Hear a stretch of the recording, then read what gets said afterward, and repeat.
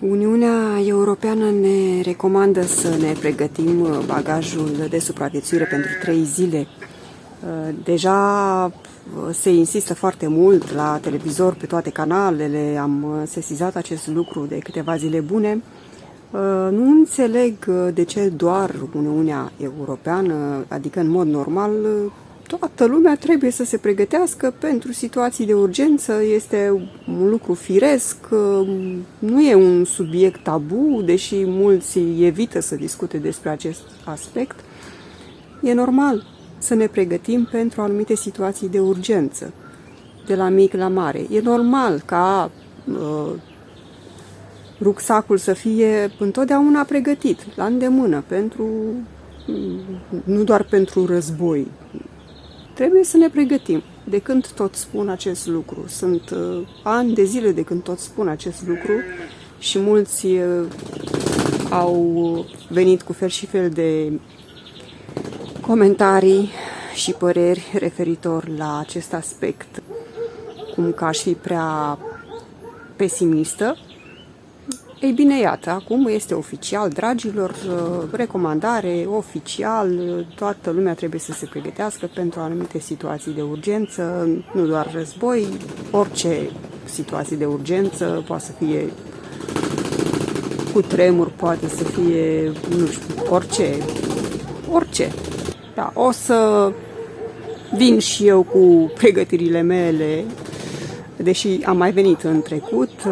Inițial videoclipurile respective am preferat să le pun într-un cadru mai restrâns. O să le public iarăși pentru toată lumea, pentru că, așa cum am spus și în alte videoclipuri, pregătirile pentru situații de urgență trebuie să fie un stil de viață și se cultivă acest stil de viață. Nu înseamnă că ești pesimist dacă te pregătești tu și cu familia ta, înseamnă că ești precaut. O să vă spun cum anume fac eu, deși mare parte din materiale le-am publicat deja în trecut, dar pentru că acum, în ultimul timp, am mai îmbunătățit, ca să zic așa, rucsacurile, o să vă spun și cu ce anume, ce am considerat că este necesar, în primul rând, pentru mine ca și femeie și pentru toată familia până la urmă. Trebuie făcut o listă, bineînțeles, cu esențialul, alea pentru 3 zile de supraviețuire într-un rucsac mai mic. Dacă ne gândim la o supraviețuire pe timp mai îndelungat, atunci bineînțeles că trebuie să fim și mai precauți și să avem acolo undeva, lângă rucsacul de supraviețuire, să atașăm și un sac de dormit și un cort și așa mai departe, lucruri esențiale, în caz că trebuie să o luăm la tălpășiță.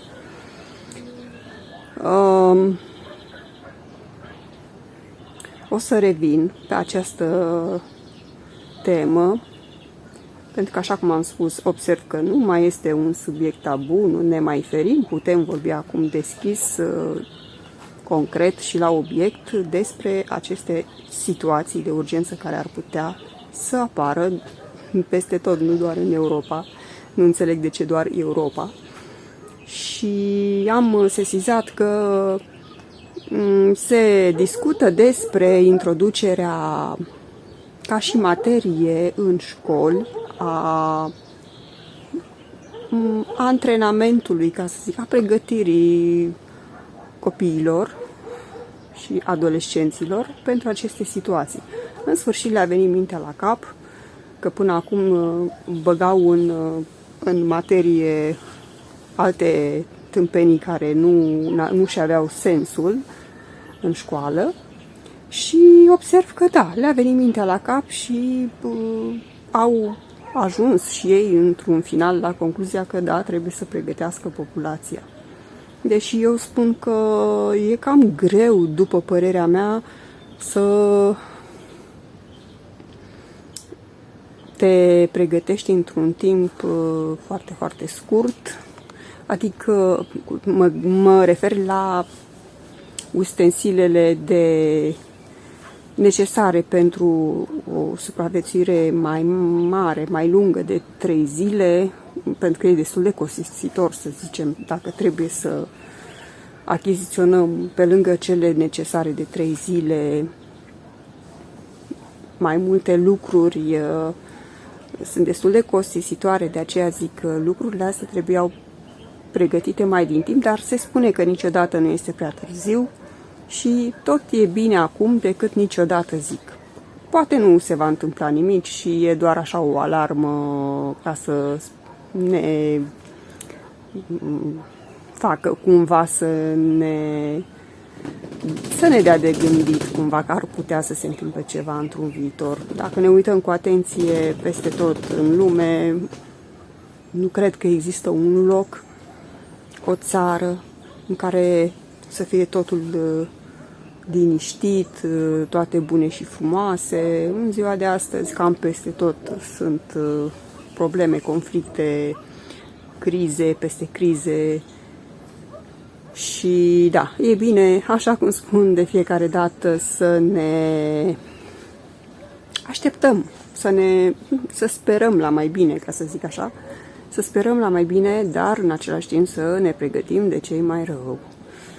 Și e un prim pas, pregătirea rucsacului pentru supraviețuire în caz de urgență, de 3 zile, ce trebuie să conțină el pentru fiecare persoană în parte, fiecare membru al familiei.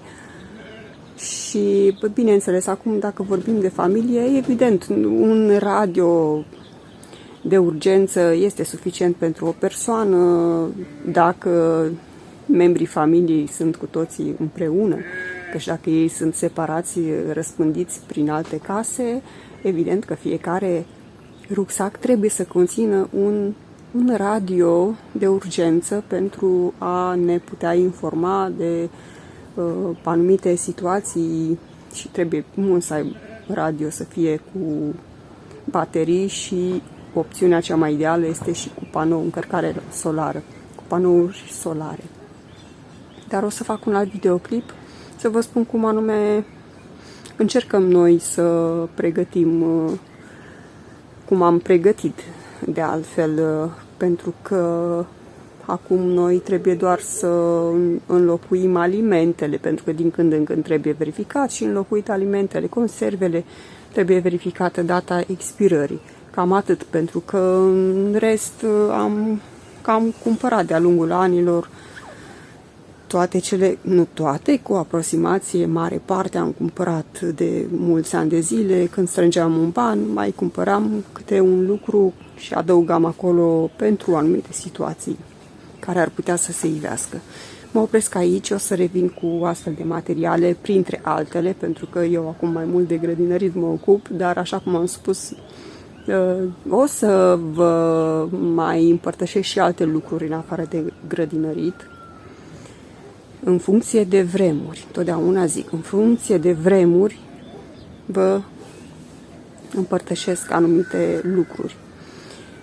Vremea acum se impune să vă împărtășesc lucruri legate și de situații de urgență, urmând ca apoi să vă împărtășesc lucruri legate de relaxare, pentru că stresați, dar avem nevoie, pentru că lucrurile care se întâmplă, evenimentele care se întâmplă ne stresează foarte mult, munca ne obosește fizică și trebuie să facem în așa fel încât să ne mai și relaxăm cumva și fiecare trebuie să găsească acele activități care sunt plăcute pentru el, care sunt relaxante.